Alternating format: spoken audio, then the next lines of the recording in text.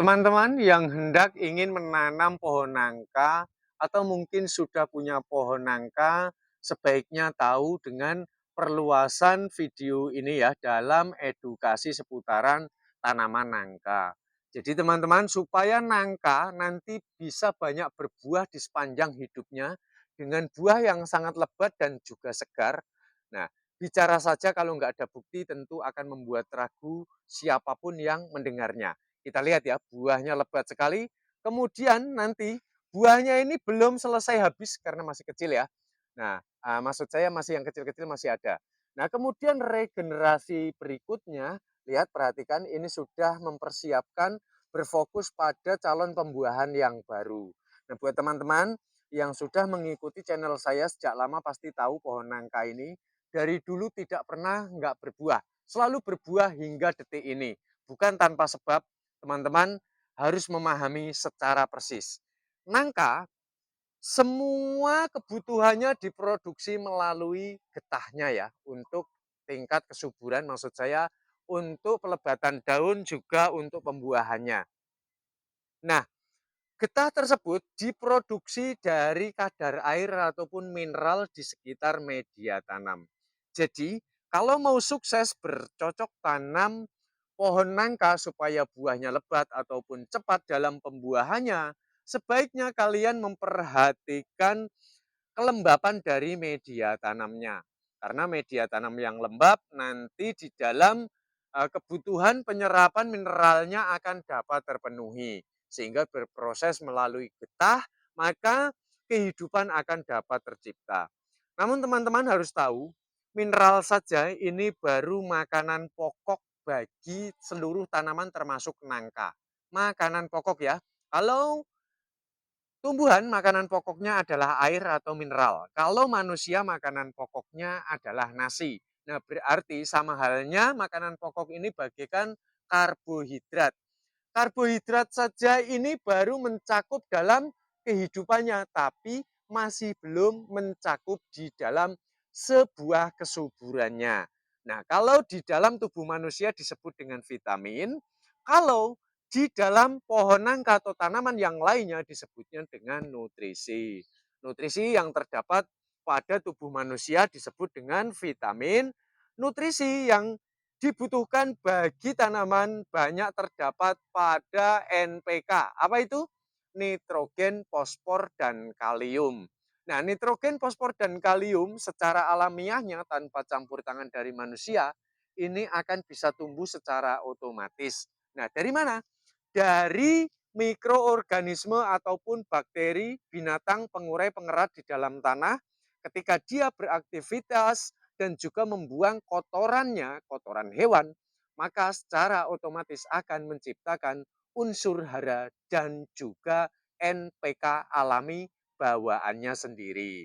Nah, maka dari itu, mengingat unsur hara tercipta dari kotoran mikroorganisme, maka untuk membantu mendompleng tingkat kesuburan, kita membutuhkan kotoran hewan tambahan. Bisa menggunakan kotoran ternak ayam, kambing, ataupun sapi. Nah, dengan pemberian pupuk tambahan organik ya, teman-teman ya, kalian jangan menggunakan yang neko-neko, jangan menggunakan yang macam-macam kalau tidak tahu bahannya terbuat dari apa dan konsekuensinya nanti akan bagaimana. Nah, saya menganjurkan kalian gunakan yang alami. Ini teramat sangat penting. Bahkan teman-teman harus tahu apa sebabnya nangka persilangan dengan cempedak buahnya ini banyak yang kosong. Nah, ini akan menjawab pertanyaan kalian ini. Coba kalian sepakat atau tidak ya. Jadi persilangan nangka dengan cempedak. Sebuah pohon nangka, ya bawahnya nangka, atasnya cempedak, buahnya nanti lebat. Nah, dikarenakan kebiasaan kemampuan dari daya serap akar pada nangka tidak mampu memenuhi kebutuhan dari jumlah banyaknya cempedak. Nah, maka dari itu kopongnya tidak ada dagingnya dari persilangan nangka dengan cempedak ini dikarenakan kekurangan nutrisi. Nah, maka dari itu dengan pemberian pupuk-pupuk ternak ini akan dapat menutrisi tanaman kalian. Jadi kalau tanaman kalian ini kopong, nggak ada dagingnya ya, nangkanya, kalian dapat menggunakan pupuk kandang untuk membantu mikroorganisme menciptakan seluruh nutrisi bagi tanaman nangka kita. Kita riset lagi dari awal, jadi kalau tanaman nangka kalian tidak ingin kekurangan kadar air atau mineral, sebaiknya kalian menjaga tingkat kelembapan dengan melakukan sistem penyiraman. Kalau itu sudah biasa ya. Yang luar biasanya, kalian tambahkan dengan abu bakaran sampah organik. Nah, nanti ketika kalian sudah mencampurkan seperti ini, fungsinya adalah untuk memfilter ya, memfilter rongga-rongga pori-pori pada tanah sehingga ketika panas terik atau suhu panas terlalu berlebih, dengan keberadaan abu dari bakaran sampah organik, ini akan dapat menanggulangi dari tingkat kekeringan yang terlalu berlebih karena penguapannya nanti akan difilter dengan keberadaan abu tersebut. Gimana? Sangat logika ya. Kalian kalau nggak percaya silahkan tanah normal kalian siram. Apalagi kalau dicangkul kalian siram. Pasti meresapnya cepat sekali.